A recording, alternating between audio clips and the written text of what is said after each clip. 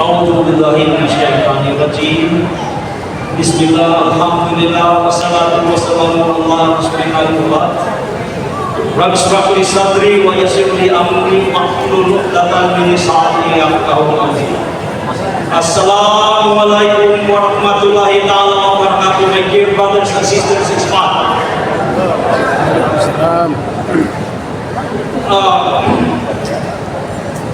Being the host, the regional president of Smart Region 7, I will not allow this day to end and for you to go back to your respective places of residence without gaining something.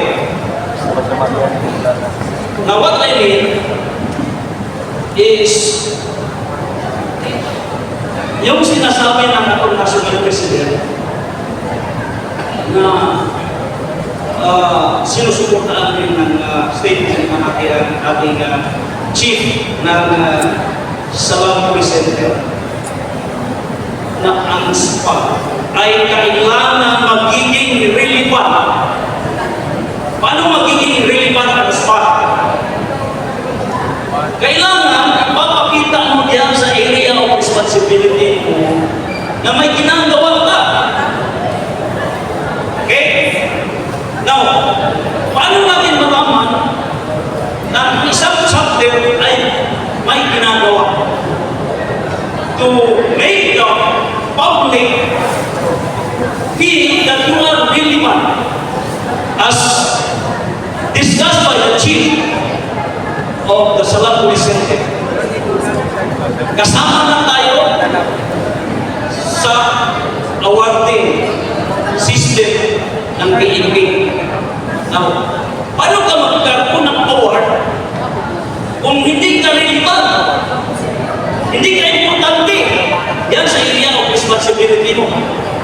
To make our group relevant, kailangan gagawa ka ng activity, any activity of SPA that would form part of our ibadah to Allah subhanahu wa ta'ala.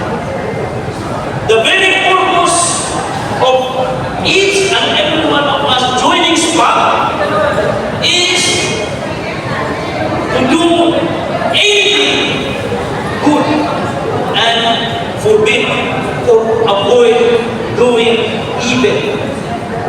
Okay? We join SPA upang magparami tayo ng good deeds. Anything we do that would be beneficial to our fellow human beings, especially fellow Muslims, is an ibadah to Allah subhanahu wa ta'ala. Okay. Ang lahat ng gagawin natin dito sa SPA ay kailangan ibadah ito para kay Allah subhanahu wa ta'ala. At kailangan ang ginagawa mo ay relevant, importante. Na paano magiging importante, relevant ang ginagawa mo? Kailangan magkaroon tayo ng standard reporting system. I observe in our GC, maraming nag-post ng picture o thank you ceremony. Yun lang. Hindi natin alam saan na lugar, kailan nangyari, sinong involved doon. Picture lang ang nandoon. Relevant ba yun? Hindi. Importante ba yun? Hindi. Now, bear in mind, mga kasama. Kapag ikaw ay gumagawa ng isang bagay, isang activity, at hindi mo ito in the report. Kumplito na pagre-report, it is good as if there is no activity at all. Kung ikaw ay gumagawa ng isang bagay at hindi mo pinaalam sa taong bayan na ikaw ay gumagawa ng ganitong klaseng bagay, ay parang na rin wala kang ginagawa. Natutulog ka sa pansita. Kaya ngayon magkaroon tayo ng sistema upang magiging relevant, magiging kapakinabangan ang chapter mo, ang grupo mo, yan sa area mo. Now, anong prinsipyo ang basihan ko dito? The PNP ay ilang military, lalo na sa PNP. At kapag ang isang krimen ay nangyari at yung biktima ng krimen ay hindi niya inalam na siya ay biktima ng isang krimen, ang totoo niya ay walang krimen na nangyari. Dahil hindi mo pinaalam, hindi mo pinarecord sa police na ikaw ay nabiktima ng pagnanakaw. Ang isang babae ay nabiktima ng sexual harassment. Kung hindi mo nireport yan sa police, it's good as there is no crime. Walang krimen ang nangyayari. Katulad din dito sa SPA. Kung ikaw ay maraming ginagawa diyan sa area mo, nagdadawa ka, facilitate ka ng dating ceremony, nag-supervise ka ng oral reading competition, and many other events. Kung hindi ko yan ni-report, anong sasabihin ng national officers ng SPA? Ikaw ay natutulog sa pansita, wala kang ginagawa. Nakuha niyo ang punto ko? Okay? Upang magiging relevant ka, ito lang, simple. Sagutin natin yan. Okay? Una, what? Ano ang ginagawa mo? What? It answers the activity. I want you to go back to your respective area na matutunan ninyo ito upang ituro ninyo ito sa mga chapter presidents ninyo, sa mga sekretary ninyo na gumagawa ng ito, upang magiging relevant yung grupo ninyo, yung organization, yung spot na diyan sa area ninyo. Now, nag-attempt ako, sinisikap ko na i-introduce ito, matagal na, 2 years ago. Pero isang chapter president na nag-post, picture lang at saka isang maliit na caption. I believe from Region 5. Inano nag-suggest ako, brother, gawin mo ito, unshare the 5 W's and 1 H. What, who, when, where, why, how, upang kumplito ang activity mo. What he did, a violent reaction. Ha? Yan ang standard na galing sa nasyonal na gagawin. Hindi ko na pinatulan. Kasi he refused to accept the system.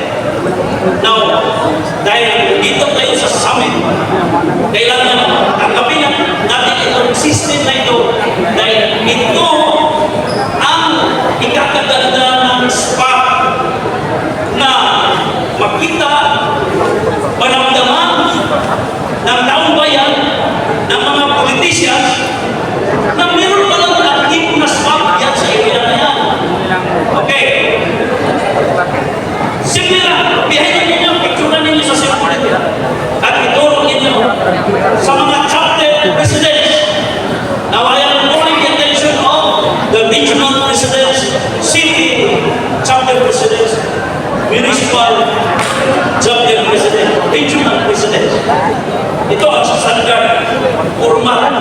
building natin upang mapansin ng taong bayan na aktibo pala ang SPAG yan sa area of responsibility. Ilang buwan na, ilang taon, wala tayong naririnig na activity ng SPAG. Region 1, wala. Region 2, Region 3, marami din sila. Marami sila sa activity. Region 2, hila. Region 5, 0. Region 6, 0. I am not offending the regional president of Region 6. But ito'y totoo. Region 7, sobra-sobra. Kita ninyo sa social media, kita ninyo sa GC.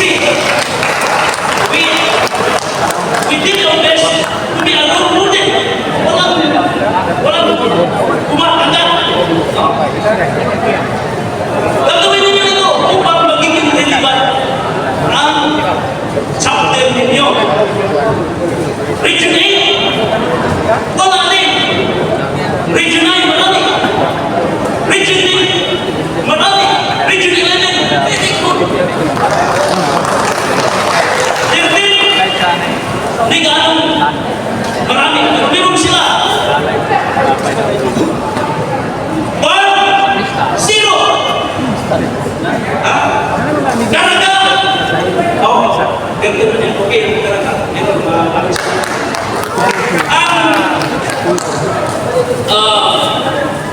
Cordillera, 0. Ang ibig sabihin, yung minention ko na may activity, yun lang ang relevant na SPAG chapters nationwide. Yung iba, walang kwenta.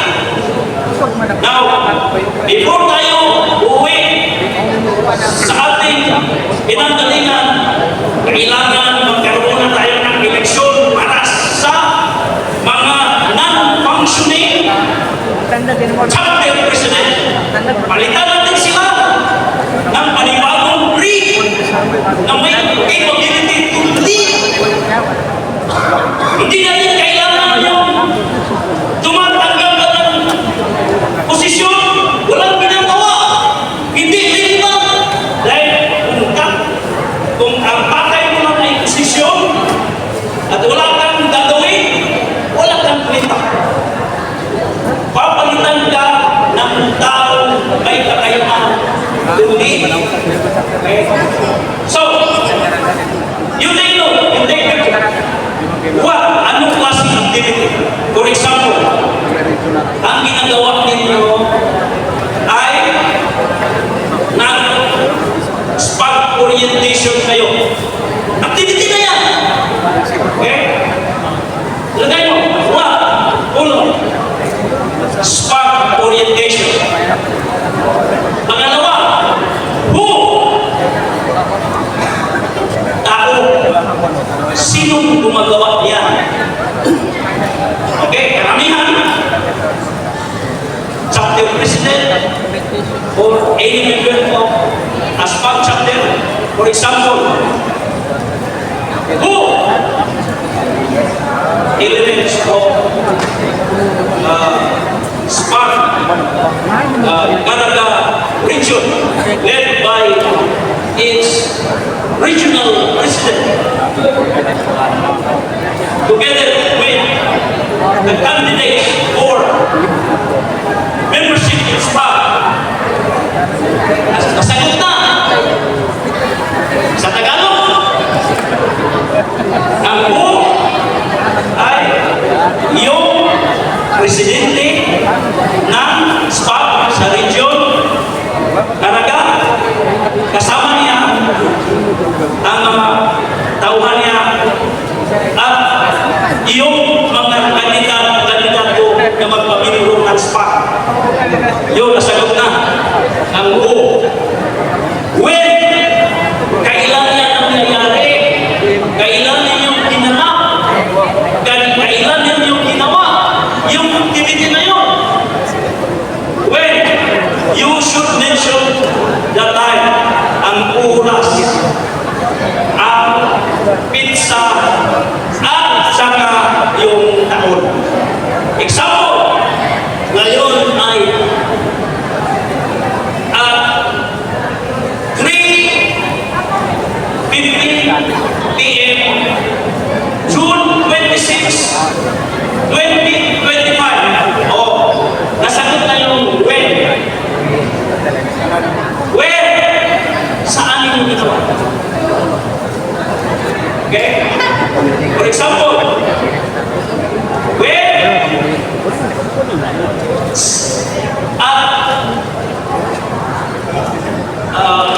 ang Madrasa Center located at Barangay Dabu-Dabu Municipality of Blanc. Anong municipality? You should mention is site i-mention nyo yung lugar na pinangyarihan ng activity ninyo. Okay? Where? Why? Bakit kayo gumagawa ng activity na yan? Why? Anong rason? Nagagawa kayo ng spam orientation. Kung hindi niyo kaya mag-English, you do it in Bisaya. You do in your own language na o dialect na kaya ninyo. Tagalogin ninyo. Okay. Where? Tapos na where? Why? Example. In order to promote the Salam Police Advocacy Group and recruit more quality members. Nasagot na yan. Ang why? Nagalugin natin. Upang maipalaganap natin ang spot sa area na yan at magkaroon tayo ng additional o dagdag na mga miyembro ng Salam Police Advocacy Group. Okay. Sagot tayo, why? How? Paano ninyo ginawa? Now, ang iisipin ninyo sa paano ninyo ginawa. How? The word coordination. The SPAC chapter should not make any activity. Huwag na huwag kayong gagawa ng isang activity ng SPAC na walang coordination. Sa barangay captain, sa barangay officials, sa local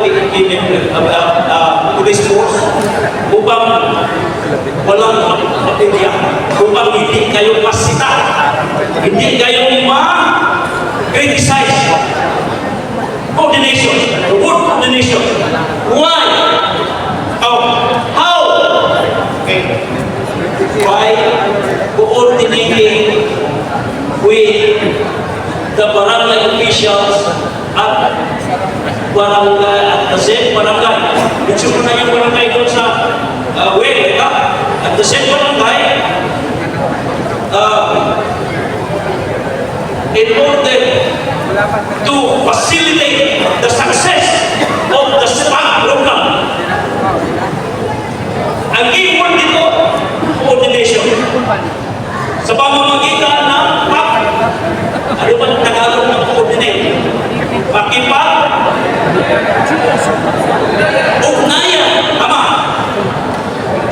Paano ninyo ginawa yung activity ninyo? Sa pagpapag-ugnayan ng mga local official. Yan sa barangay na yan. Ito na yung barangay doon sa di ba?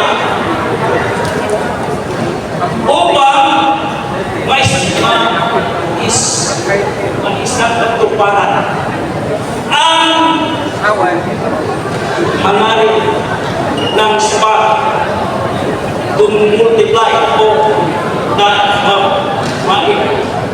parami natin ang Salam Police Advocacy Group sa area natin. Kapag masagot mo yan, you are already relevant. You will be recognized. I-recognize ka na ng national policy. Ay, aktibo pala ang SPAC chapter sa bayan na ito through the leadership of chapter president so and so. Ibig sabihin, nag-exist pala ang SPAC yan.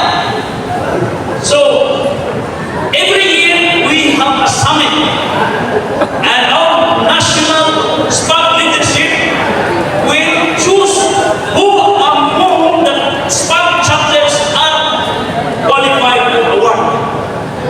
Now, magkaroon ng contest yan sa area mo at sa buong bansa ng Pilipinas.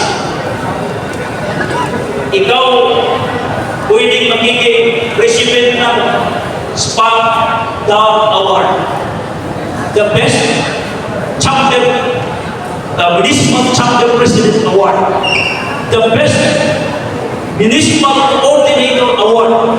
The best regional chapter president award. The best provincial SPAC president award. Di ba? Nakaka-antik ng puso kung ikaw ay magkaroon ng award. Huwag tayong marasilos sa mga nakatanggap ng award. Hindi naman pwede ang national leadership ay pipili ng award. Sino-sino na lang. Tinitimbang nila, nagkaroon sila ng matinding proseso upang pipiliin kung sino yung worthy. Dapat magtatanggap ng award na yan. So, ulitin ko, before tayo aalis o uwi sa ating kanya-kanyang pinanggalingan, kailangan naisukat na natin at ituro ninyo ito sa sekretary ninyo mga chapter president o ikaw mismo gagawa. Kung hindi kaya ng sekretary, ikaw chapter president ang gagawa. Now, kung ikaw ay tumanggap sa posisyon na yan, make sure that you are prepared enough. Preparado ka, gampanan yung posisyon na yan. Gagawin mo na ikaw ay isang relevant na leader na nararapat yan sa posisyon na yan. Marami tayong nalalaman na mga SPAC leaders, SPAC chapter presidents na hanggang election lang. Pagkatapos yan, wala nang ginagawa. Hindi na nga nagpatawag ng meeting ng mga tauhan niya. At yung mga tauhan niya, dahil walang meeting, alaboy-laboy na lang. Nagsusunod na lang ng pinag-SPAC. Nagdadala ng ID, SPAC daw sila. Kung tanungin mo, anong chapter ka? Anong chapter ko? Hindi ba nag-exist yung chapter mo? Hindi nga, wala akong nakita ng activities ng chapter mo. Diba? Nagkakaya. Kaya, kung sino man ipalit sa mga non-performing chapter presidents, gampanan natin. Kasi, as I said, ang magiging leader ng SPAC ay leader kanalin ng mga pulis ni Allah subhanahu wa ta'ala. As our national president said, tayo ay mga pulis ni Allah. Gampanan natin ang pagiging pulis ng Allah. At kung ikaw ay pinili na chapter president na may mga tauhan ka ng mga pulis ni Allah, you